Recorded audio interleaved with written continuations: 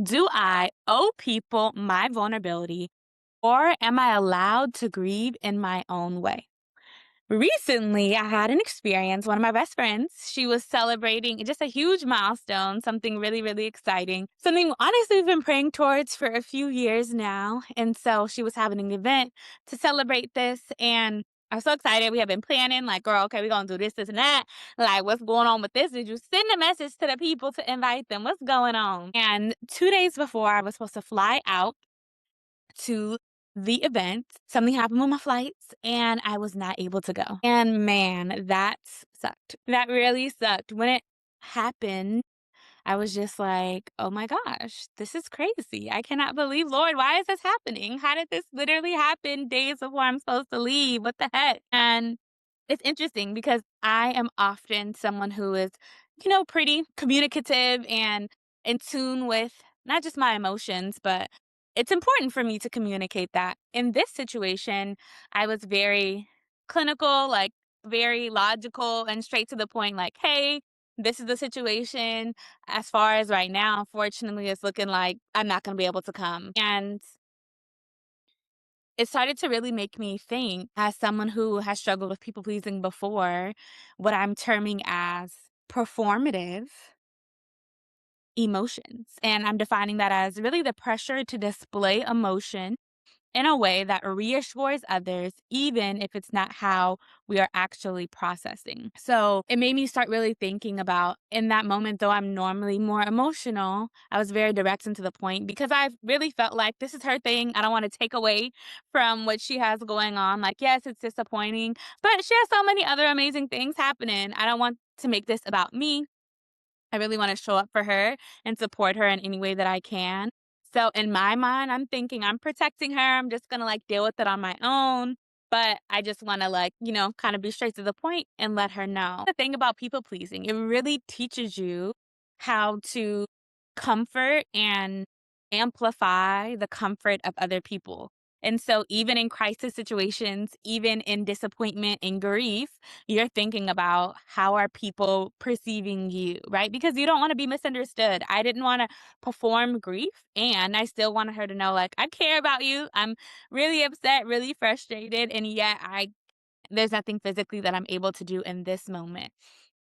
And so I started to just really think about, as a leader, like, often when people don't see something from you or they're unsure about something, they begin to fill in the blanks. And that happened in this experience. It was like, girl, well, because I didn't see it, I started to think that that didn't matter to you, or it didn't matter if you showed up or not, or you were present or not, and this was of value to you.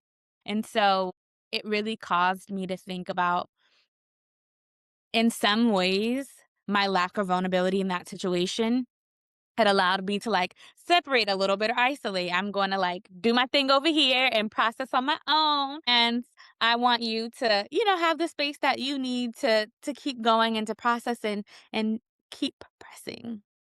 I really thought that I was being considerate, that I was really protecting her and her emotions and what she needed. What I came to realize is that vulnerability did not have to equal oversharing, but it is allowing someone in a little bit to see, like, what's going on. Here's where things can be a little uncomfortable. And vulnerability is really letting someone see how you are impacted. And so me allowing her in to say, like, hey, this is frustrating. Though I don't owe that, because that's what people pleasing will tell you, that you owe someone that. But if I do care about this person, this is actually, instead of pulling away, leaning in and being a little uncomfortable, being vulnerable with someone that I love and just expressing that to them. There is value in that. Community is continued to be built. Safeness, healing takes place in that space of being open enough to say, like, hey, so even if I wasn't ready to say it right there in that moment, I think, giving myself the space, because to be honest, I don't know about y'all, but often I don't know exactly how I feel right in that moment. This thing just happened, but taking a little time after to say, like, hey, this is what, I've been thinking about. I know it may not change the situation, but I just want you to know that I am thinking of you and that I do want to be there. When I think about how I want to show up in relationships and the level of depth that I want to have in my relationships, it requires a level of uncomfortableness and vulnerability. And again, it might not be right there in that moment, but allow some time and then bring it up, whether it's right there in that situation or something else that reminds you of it. Just giving yourself the space to actually communicate what is coming up for you and what things you're thinking about, even if it's not all fleshed out and not super clear. The beautiful part of our faith is that it really sets you up and really helps you understand what it means to embody that level of vulnerability. We can look for Jesus in the Garden of Gethsemane, and he was pleading with God to the point of sweat becoming blood, even knowing what the outcome would be, knowing that there would be this resurrection and a hope. The lesson that I get from that is vulnerability is truly not weakness, it is presence. It is holding on to the reality of like, God, you have promised this, and yet in this current moment, it is hard, it is difficult, it is scary, it's frustrating. Something I've been really trying to remind myself of and grow into is being present. As someone who often is thinking well past, okay, a week, a day, a year, we multiple years ahead, honey. I have gone beyond where we are presently, and it doesn't allow me to like soak up the present moment. So really just reminding myself of how important it is to be present and to just pause for a moment, take inventory. How do I feel? Where do I feel it in my body? What's happening internally? So, some of the questions I hope that you can even take to reflect on. One, what does it mean to love people with our pain, not just protect them from it? Okay, that's a toughie. When does emotional self protection become emotional distance? Yeah. Sit with that, okay?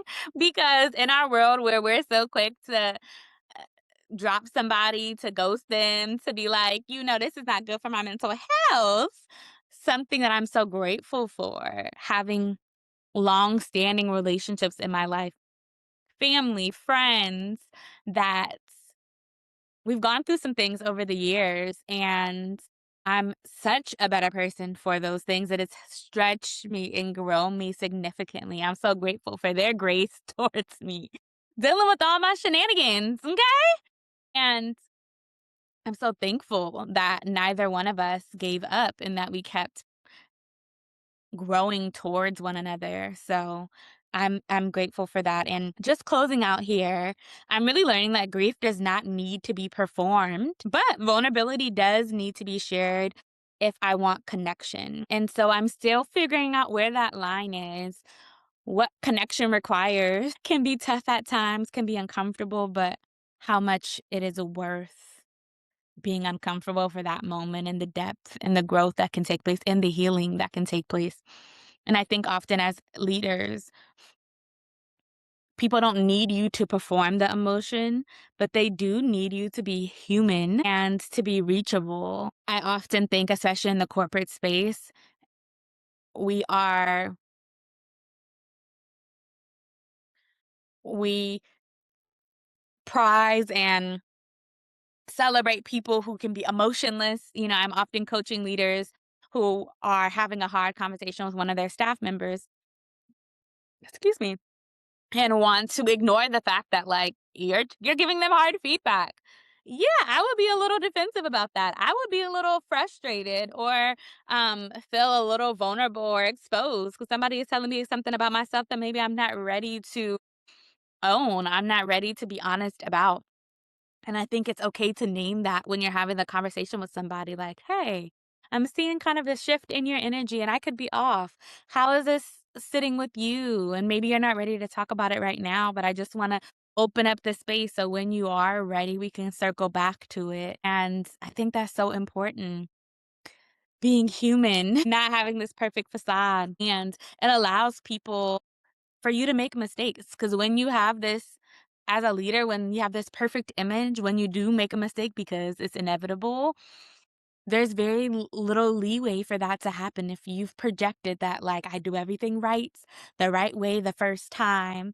And instead, when you're human, one, it allows people to recognize, like, wait, okay, so they messed up a little bit. I'm not perfect as well. One, they can see themselves maybe even becoming a leader if they have not already, because they can recognize that you're just as human as them and you invite them into a space of growth. In closing, I hope that over the next week or so, you can take some time to notice, how do you grieve when you are triggered by something or when you are challenged by something? How do you show up? Also, recognizing that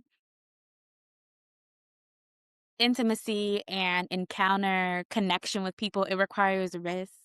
So, when is the last time that you've taken an emotional risk with somebody that you feel like is a safe person in your life? How have you invited them into a sacred part of you or your heart? And even as a leader, what does that look like? Have you taken an emotional risk recently at work? Is work a safe place for you to take that risk?